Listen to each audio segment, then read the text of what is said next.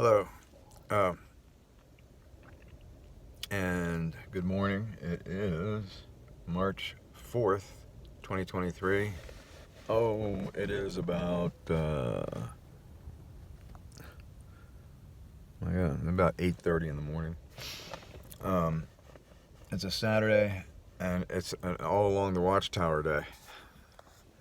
And the lyrics on that song, right at the end, Hendrix says, four riders were approaching, and the wind began to howl. Well, the wind is howling now, and it's going to howl the rest of the day today. Uh, let's see if I can give you an idea of the cloud cover. So, if you see this cloud cover, and you have winds gusting up to like 20, 25 knots, if you're in a small airplane, you probably going to be okay. That's pretty close to the extent of a direct crosswind landing capability on like a Skyhawk. Would be 20 to 25 knot direct, like a 90-degree crosswind to the runway. The wind is steady. It feels steady at 15 to 20 knots, or even 20, like steady 20. But that's an awesome cloud pattern, you know. Wouldn't you like to be in an airplane, just kind of like flit in between those clouds? I don't know if you can see the four little dark clouds that are in the kind of in the foreground over there.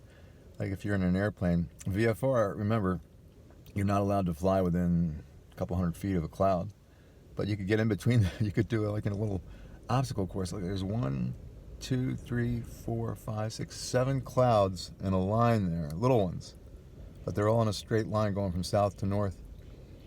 How cool would it be to be in a powerful Skyhawk, a Hawk with a little bit bigger engine, maybe the Continental engine, and just, they could be like an obstacle course, but not really. It's more like what they do in the combine, the NFL combine. They put cones spaced evenly between each other, and the prospects at the combine are asked to go in and out of the cones going forward. It's kind of like a slalom skiing, where you go back and forth between poles.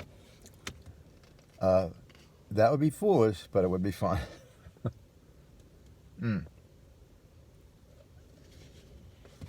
So that's looking east, and the wind's out of the west. And here's what it looks like in the west. A little bit foreboding, I would say, but actually the forecast is not that bad. I think it's going to calm down a little bit. It's Saturday. It's supposed to calm down a little bit tomorrow. So, and I have my friend here. His name is Harvey Doc. Harvey, you want to say hi to everybody? There he is. You want to say hi to everybody? Huh? Let's see if I can get. Want to say hi? You want to lick the camera? No? Want to go home and get a treat? Yeah!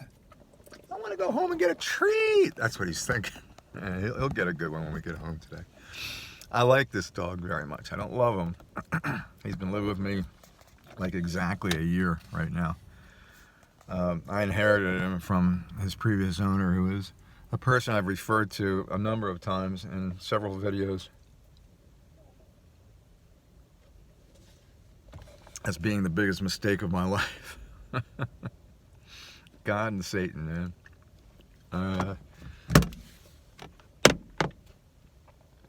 I've got a problem with my equilibrium and my balance, because as a result of chemotherapy that I had, and a bad mistake by the oncologist, shingles came out of my right ear. And if you want to know about shingles, I'm your expert. But it came out of my right ear, of all places. Typically it comes out on your head or on your back, and it's on one side of your body or the other, right or left. My right ear was damaged from flying because I couldn't afford to get a good set of headphones, like a Dave Clark, or Bose, actually. When it comes to sound, you want Bose. Can you afford it? If you have to ask, probably not, because Bose is not cheap. you need Bose bucks.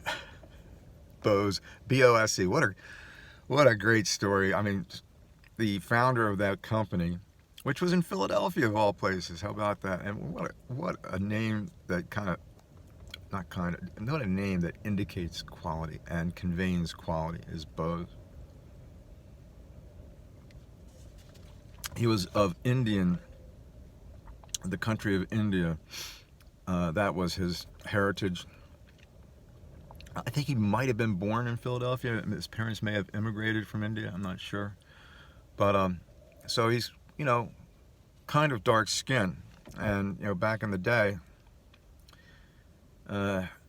you could be targeted just because of the color of your skin. I guess you still can be. I'm hoping. I don't think it's as bad as it used to be.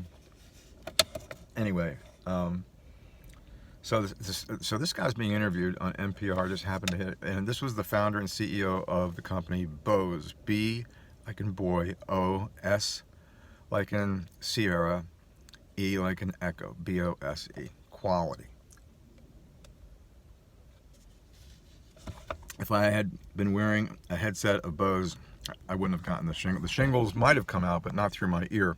My ear was damaged from the radio in the cockpit. When I'm flying, I'm on the pilot's side, and the radio, the speaker was mounted on the ceiling right next to your right ear, and you had to hear what they were saying. So the volume's turned up, and then a couple of times the volume you can feel it. When your eardrum and your ear nerve is damaged, you can feel it when it happens. It's painful. Anyway, that's where the shingles came out, and it absolutely ruined my equilibrium and my balance, and I have severe vertigo from time to time.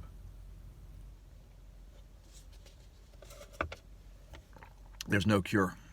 You can manage and mitigate the vertigo with physical exercises that I have to do at least every other day. But it's horrible and it's painful, and there's a constant ringing like a tinnitus. It's so bad that I had to learn to live with it. People have killed themselves. I remember reading a story about a guy that killed himself because the ringing in his ear was so bad. Anyway, it's beautiful up here as usual. I love it here. I feel free here for some reason. The idea of taking off on that runway and going to a new life, very appealing. Yeah, so Bose, the story, the CEO. Anyway, the CEO of Bose talked about growing up as, a fairly dark-skinned person, heritage from India, and he'd go to school and he'd get beat up. That's what happens. If you're smaller and you've got dark skin, you can be targeted real fast, and you can get beat up good. I know, not good, bad. And he would come home beat up, and his father would notice. And he finally asked him what was happening, and he told him. He said, I'm getting targeted because of the color of my skin. I get roughed up because of that. So what do you think his father did about it? His father solved the problem, by the way. His father bought a heavy bag, and I think that this guy had a brother too. And he told both of them, he said, I want you to put in at least an hour every day on the heavy bag. And we're going to see if you can take care of it. And you're not going to start any fights, but you're going to finish them. If somebody starts a fight with you, you're going to finish them. And he said they cleared up the problem like that. How beautiful is that? He said it cleared up the problem instantly. One encounter, I think it was. And obviously he had to drop somebody, A heavy bag. So I tried doing that with my boys. They wouldn't have anything to do with it. Seems like my children have been on their own path away from me since my divorce. But I'm okay with everything, the way it turned out as far as my marriage and my divorce. I mean, my gosh, man, all three of my children have good careers. I can tell you, I have relatives that can't make that comment. They have kids that are worthless, basically, and useless. late 20s, 30s, hanging around the home doing nothing. That would never happen with me. Guarantee you that. School of hard knocks, I guess, you know. Anyway, heavy bag. I bought this heavy bag. I was working at Bell, and my kids didn't live with me, but they come over on the weekends, right? And I wanted them to be able to defend themselves, so I got the heavy bag. They weren't interested, but I did make them jump rope a lot. And at first they didn't like it, but then they got into it because they're 2 out of 3 were really good at it. The third one, my youngest son Martin. See what makes me laugh and smile is thinking about my kids and when we were close. Martin, very much like his mother, physically capable but not gifted. And so, you know, when you jump rope, you're bringing the rope over, and then, you know, you're jumping off the floor, and you're swinging the rope underneath your feet, bringing it back up around, and, you know, you go back down on the floor, and, you know, jumping rope. Well, my first 2 children, they didn't have to think about it. They barely came up off the ground, especially my daughter. She's so coordinated. It's amazing. When she jumped rope, she barely had to come up off the ground, maybe an inch at the most. And there was no lurching or twitching or anything like that. The rope would go underneath her feet like her feet weren't even there. And she made it look effortless, if you understand what I'm saying.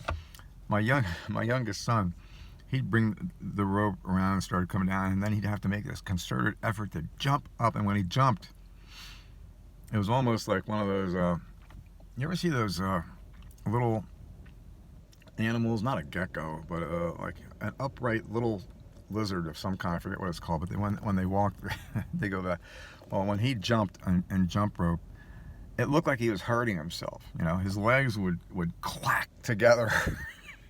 He'd jump, and his legs and his ankles would clack together. It looked painful, but he liked it. You know, it was really good.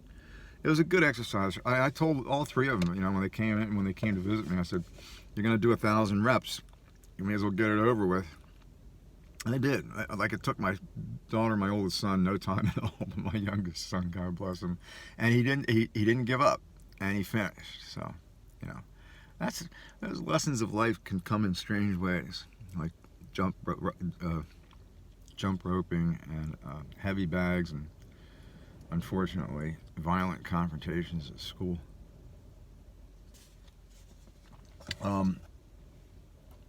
Boy, I'd like to hear other people's stories about that kind of thing. Some other people. But I don't know if you can hear the wind. The wind is howling outside. I love it. I love it when, as Jimi Hendrix would say, I love it when the wind began to howl.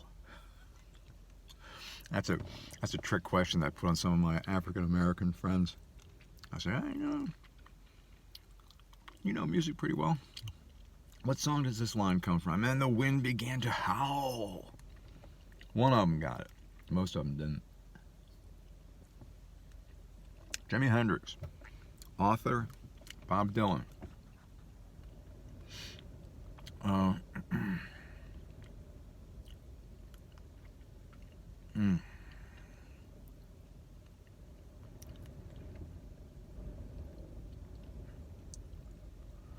I asked my dog to get in touch with the doggy god and see if the doggy god could help us get enough resources together to move at the end of the year, I hope. I'm beginning to have my doubts. I was thinking maybe just buy a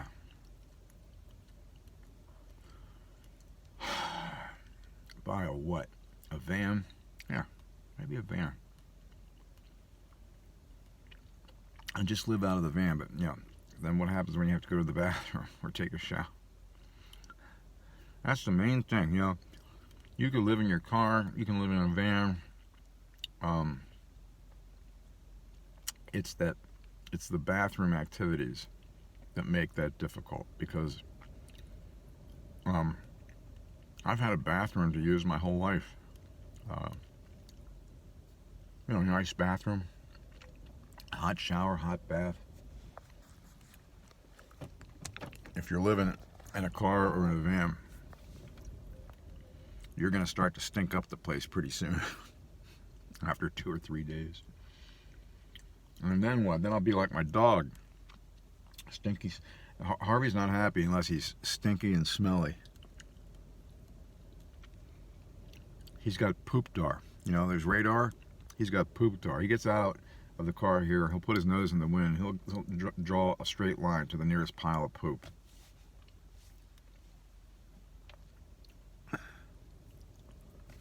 Anyway. I feel like I'm in suspended animation right now, meaning that stasis. This is a stasis status of being awake but in stasis.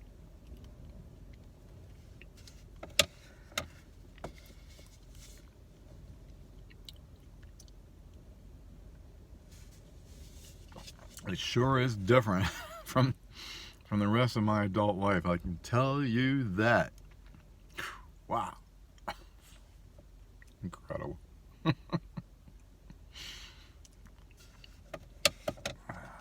The person that passed away last year, I thought my heart would be breaking because I'd miss her so much.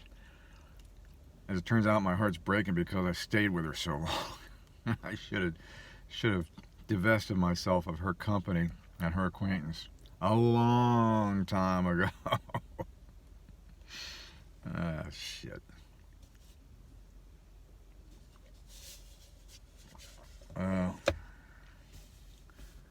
Such is life.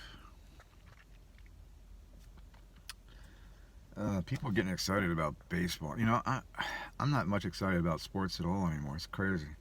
Unless I see something really cool, like on YouTube. I love watching the men's downhill alpine skiing. I don't know if there is a downhill event for women anymore, because I know years ago there were a couple of really bad accidents. One that killed a downhill woman competitor, and I think she was pregnant at the time. What she's doing, skiing in a downhill event when she's pregnant is beyond me. But she, what do you call that? She grabbed an edge, I guess is what happens. And she was going through an easy turn, and this course wasn't that hard. She's going through an easy turn, a sweeping turn. I guess her ski either grabbed an edge or lost an edge, and she goes on a direct line to like a barrier, and she hits the barrier, and both her and her baby are killed. Okay, that's where you draw the line. But we have trouble doing that for some reason. I don't know why. But immediately there was an outcry that the women's downhill should not even be held as an event. And I agree. I mean, that accident illustrated the reasoning for that. They just don't have the muscular capacity to navigate downhill courses where you're doing 70, 80, 90 miles an hour. They've got the strongest human muscle in their body, the very strongest human muscle, and that's the uterus, the uterine muscle. Strongest muscle in human form is that the muscle to push the baby out during childbirth. That muscle is bigger and stronger than any muscle any man has. So just an FYI. So I pass my time. I like to watch alpine skiing. Really, I like Tommy Moe and Bill Johnson. I love watching their gold medal downhill runs because they're the only two that ever did it. I love watching the gold medal effort by Billy Mills in the 1964 Tokyo Olympics. The only time the United States has ever gold medaled, maybe even medaled, I think, in the 10,000 meter race in Tokyo. And that race is amazing, and it's on YouTube. He caught these guys on the home stretch, there were two guys in front of him racing for the finish line, and he passed them both with a burst of speed that was amazing to see after 10,000 meters. So that's what I like to watch. It used to be like, okay, I'd really be into college basketball. Now I'm not really into it anymore. Pro basketball, even hockey. I'll watch playoff hockey because I think that's incredible, playoff hockey.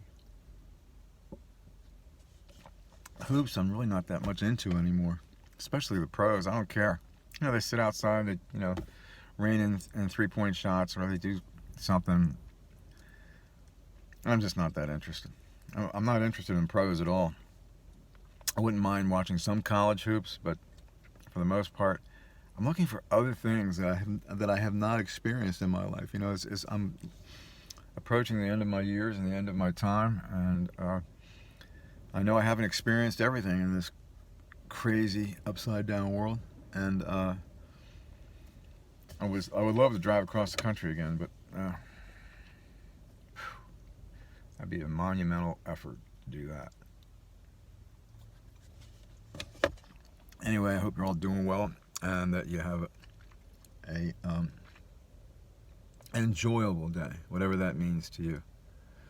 Peace.